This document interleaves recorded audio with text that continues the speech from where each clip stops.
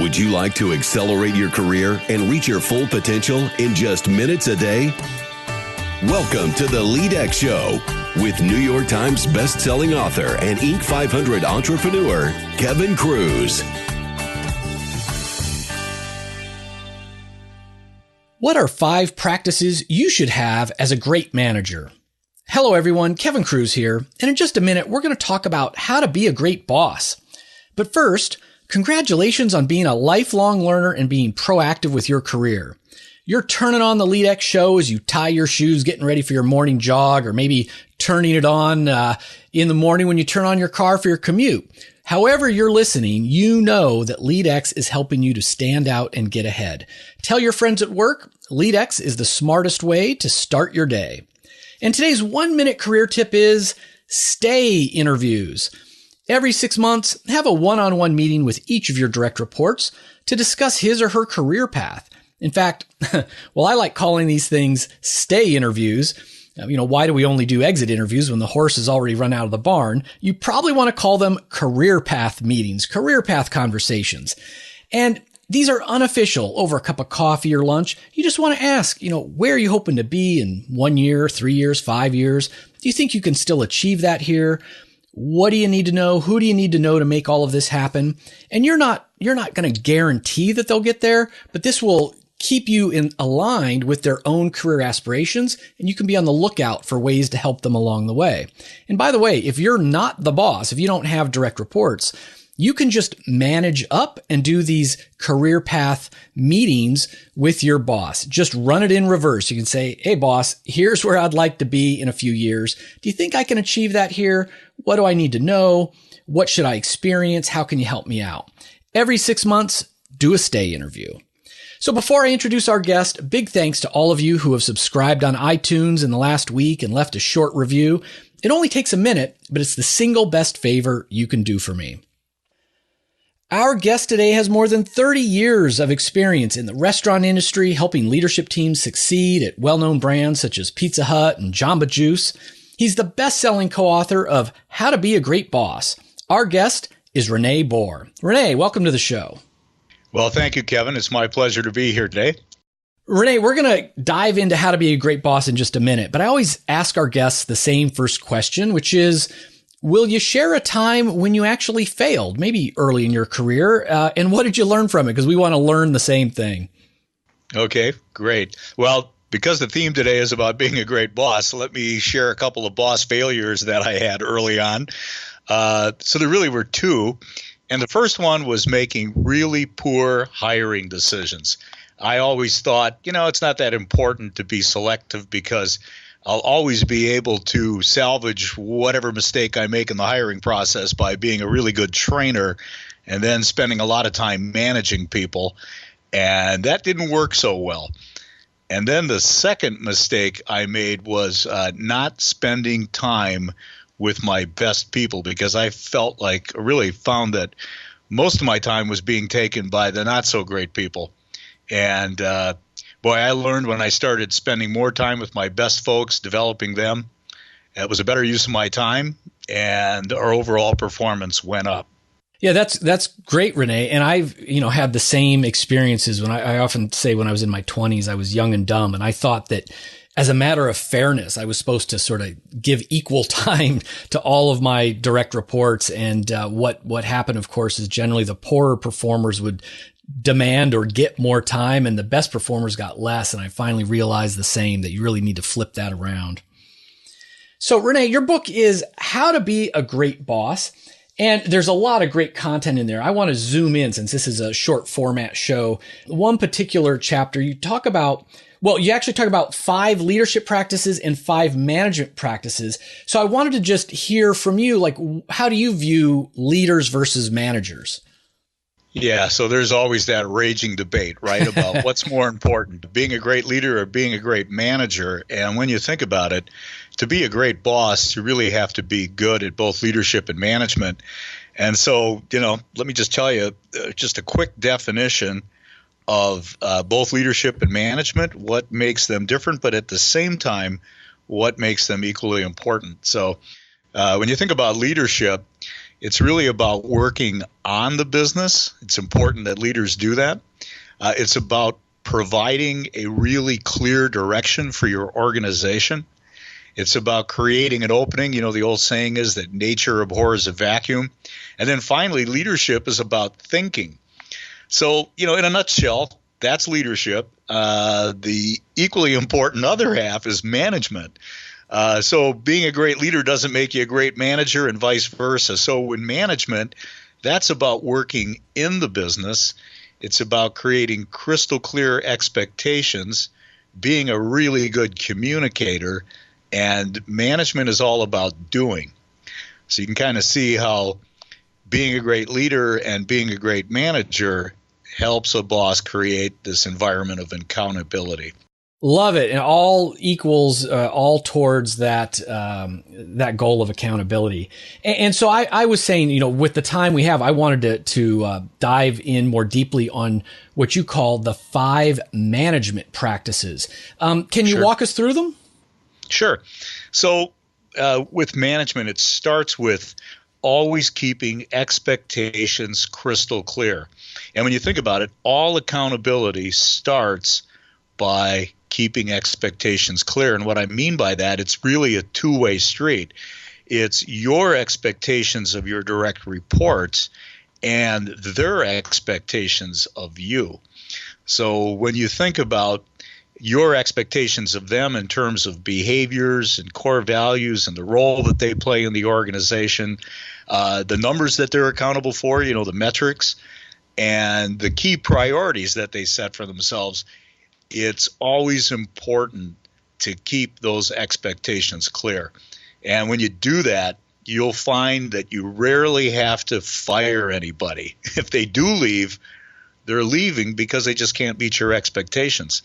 So that's the first management practice. Does that make sense? It does. And listeners, one of the things that I thought was great about this very first practice is, you hopefully heard René talked about both like the values and the metrics. And again, when I was young and dumb, I was only measuring people on one thing, sort of the hard results. I was really good at giving them their metrics, whether it was sales or service, productivity, but I wasn't so good about sharing my expectations around values. There's getting the work done and then how you get the work done. And I learned the hard way that if you don't clarify your expectations on values, people might get the job done, but in ways that can come back to hurt you.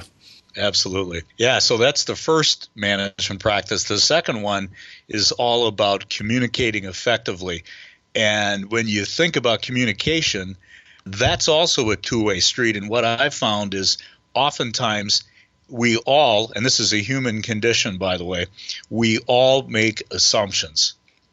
And so when you think about a lot of the conversations that you hear around the water cooler, most of them are around assumptions that people are making. And as a boss, it's really, really important to never go down that road of just making assumptions. So you got to be willing to do a heck of a lot more asking and better listening versus just telling people and talking. And so communication is kind of really watching that question to statement ratio. And you're going to learn a lot more when you ask questions and you let your direct reports talk versus just telling them all the time. Yeah, and that's great. I like the way you phrased it. Keep an eye on your question to statement ratio. Are you listening more than you're pontificating? No, exactly. And then there's some really good things there. Just a tip is I like echoing when communicating. And the way that works is when you explain something to someone, just ask them, could you repeat back what I just said? Or you say something like, what I heard you say was, and when you do that, oftentimes you're going to find out that you really weren't clear on what the person was trying to say, or they weren't clear on what they were hearing. So that just helps improve communication, be a better listener. Great. So the third one is all about having a great meeting pulse with each of your direct reports. And the whole idea here is to just keep the circles connected.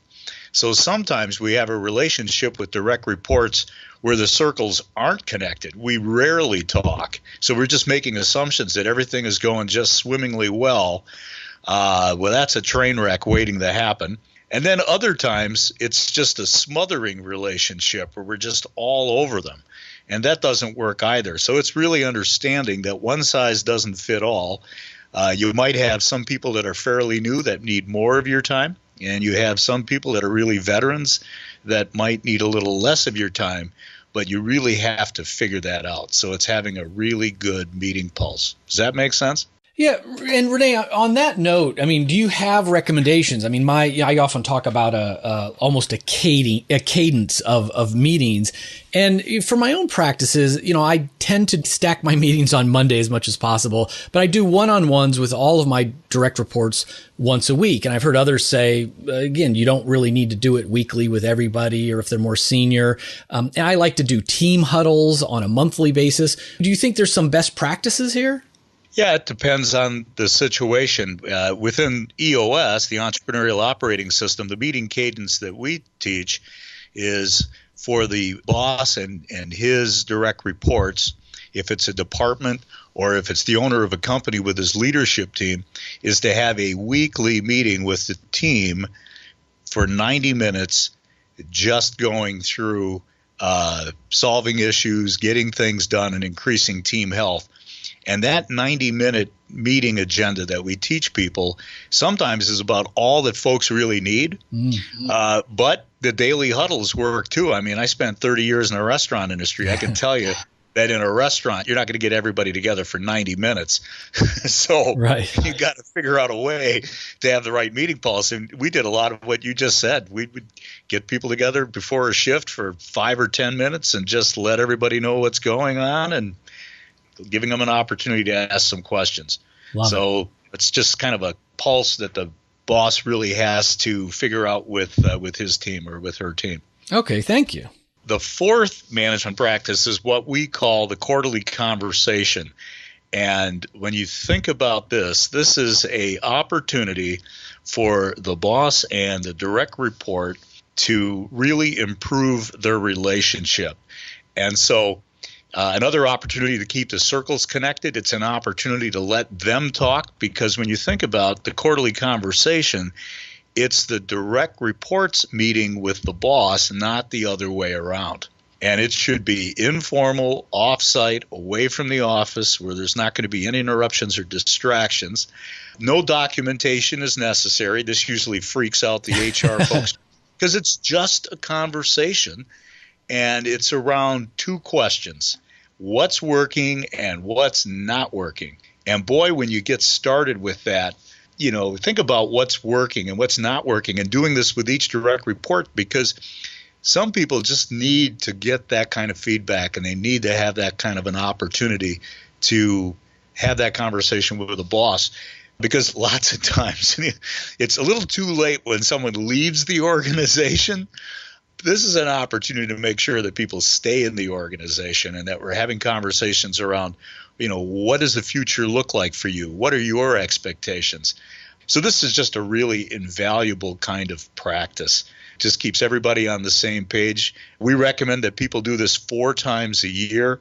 And really the fourth time is kind of the annual conversation, if you will. So it's a bit of an annual review, all around the same things: what's working, what's not working in terms of core values, roles, metrics, and so on and so forth. Yeah, and I could see how if you're doing that, almost, every 90 days, it'd be hard to get out of step. And if anybody, well, back to your point, people would probably leave you before you would fire them because you're going to be having these conversations, all the time.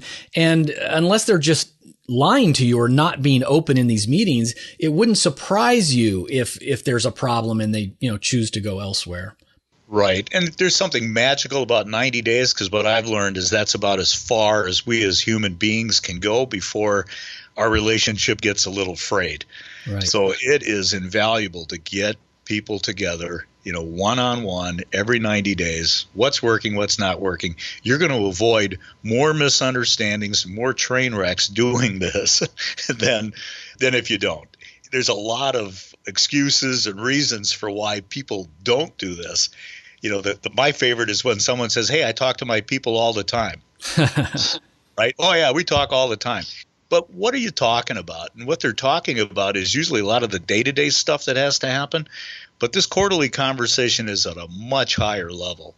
Yeah, and I'm glad you brought that up because I hear similar things. People will say, "Oh, we talk all the time. I practice management by walking around." Look, I think leaders need to get, out from her office or behind the desk or whatever it is.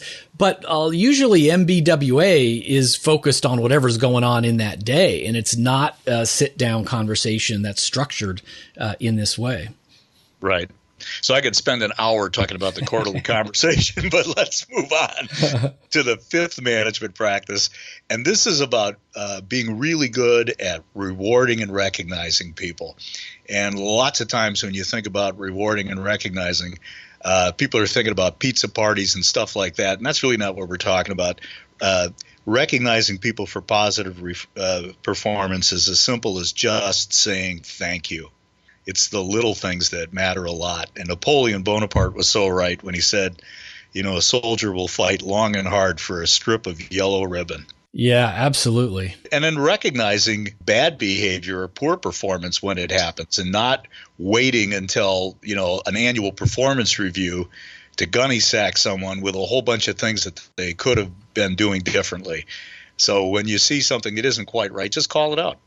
Yeah, I like to say it's sort of like the TSA security signs. When you see something, say something. And when I was young and dumb, I was so non-confrontational. I just didn't have that professional courage to do my job. And it really turned around for me when I saw the research that, certainly people like the thank yous and the positive affirmations, but they also want to be coached. They want to be told how they could be doing better. You really only disengage people when you ignore them. And that's what I was doing. So, it is important to give that critique as well. Exactly. In fact, when you ask people, given three choices, positive feedback, negative feedback, and no feedback, they'd rather have positive feedback first, negative feedback secondly. And a lot of people think if there's no feedback, right, no feedback means good news. That's just not true. Yeah, that's right. So, René, you've given us actually a lot in these 5 practices, very specific things we could be doing. But I always want to challenge our listeners like today, go try something today. So what do you want us to do today so that we can start on this journey of being a great boss? So here's what I would do. I would get my calendar out with each direct report and say, you know what, we're going to try something different. We're going to get together every quarter for 30 to 45 minutes, and it's going to be your opportunity to have a conversation with me. And we're going to do these offsite. It's not a performance review. Get your calendar out. Let's set some dates. Boy, would that send a positive message that, first of all, you view them as being important. And you got to give them some time to really think about what you want to get accomplished in that conversation. And the first one is always clumsy, but boy, once you get the rhythm going, this can be a really, really cool thing to do. René, I love that challenge and the way you offered it up. It's not do it or put it on your to-do list. You're like, pull up the calendar and schedule. If you want to get something done, put it on your schedule. So, exactly. René, I want to thank you for coming on to the LEADx show today. And will you tell our listeners how they can now find out more about you and your work? Sure. So the book, How to Be a Great Boss, came out in September. That's available on Amazon.com. But I also produce a short 4-minute video about principles that we teach in the book that are available by just going to my website. It's www.tractionprocess.com. If you go to the blog section, you can watch these videos. Or people can just email me. It's René@tractionprocess.com. I'd love to hear from people who, have comments or questions about the book. Love it. All right, friends, you've just been mentored by René Boer. Don't forget you can get links and notes from this interview over at leadx.org. You can get René's book from Amazon.com and again, tractionprocess.com for these educational free videos. So that's it for today's episode of the LEADx Show. But don't forget, you can also download our free ebook, Richard Branson's 7 Secrets to Leadership, over at leadx.org/Branson. And until next time, remember, leadership is not a choice because leadership isn't about authority. It's about influence. And you certainly influence people with your words, but you're also influencing people when you choose to stay silent. Often silence is consent. You influence people with your actions and also when you choose to be a bystander. So we are all leaders, whether we want to be or not. Please lead with intent.